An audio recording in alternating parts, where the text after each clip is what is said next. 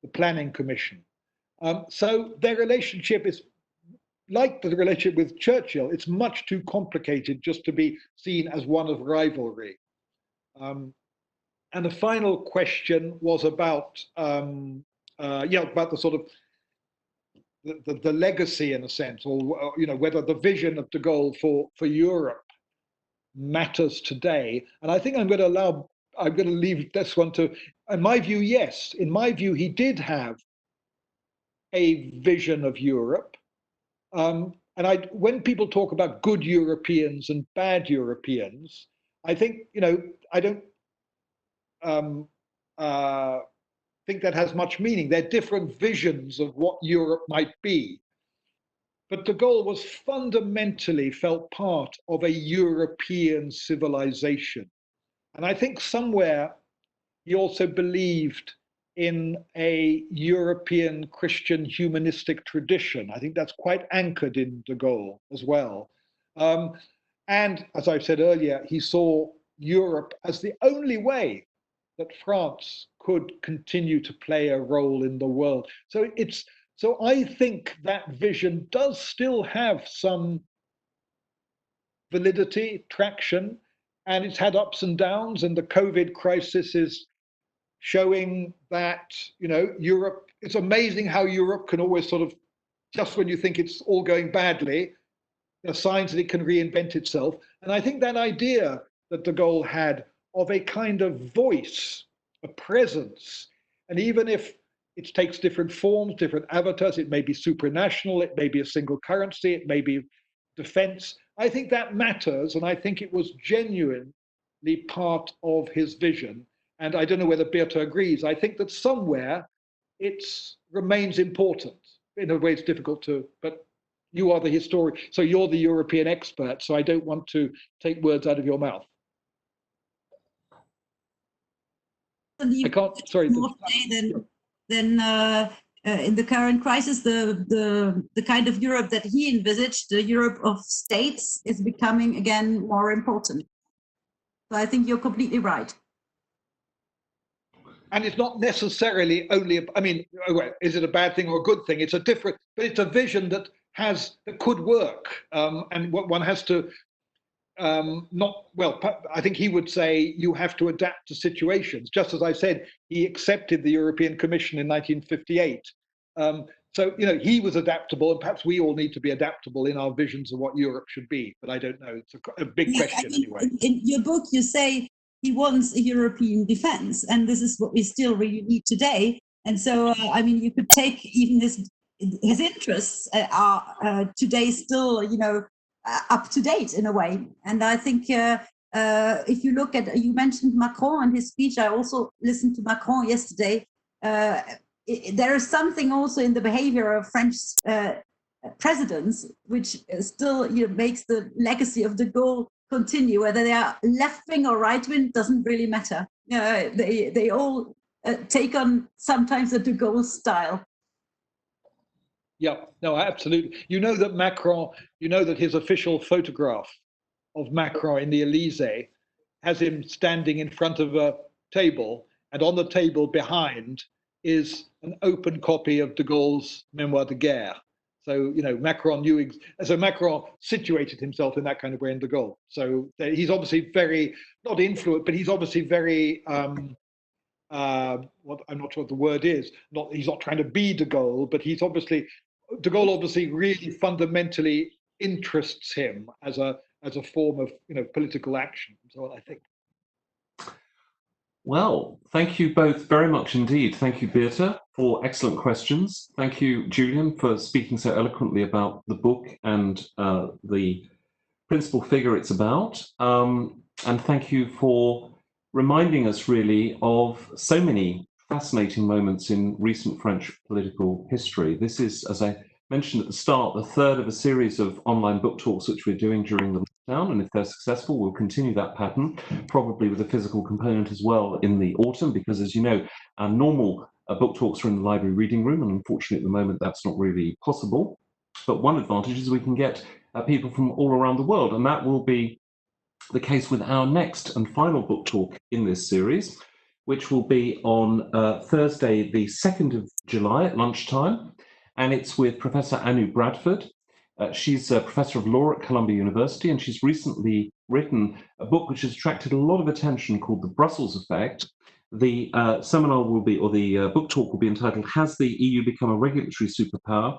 How Europe's rules are shaping global markets. And it's essentially about the notion of smart power and the way in which the EU is affecting the whole international regulatory environment. So we look forward to that very much. And just a virtual round of applause for our speakers today. Thank you so much for joining us. We really appreciate it. Goodbye, everybody. Thank you. Bye. Bye. Thank you. Bye.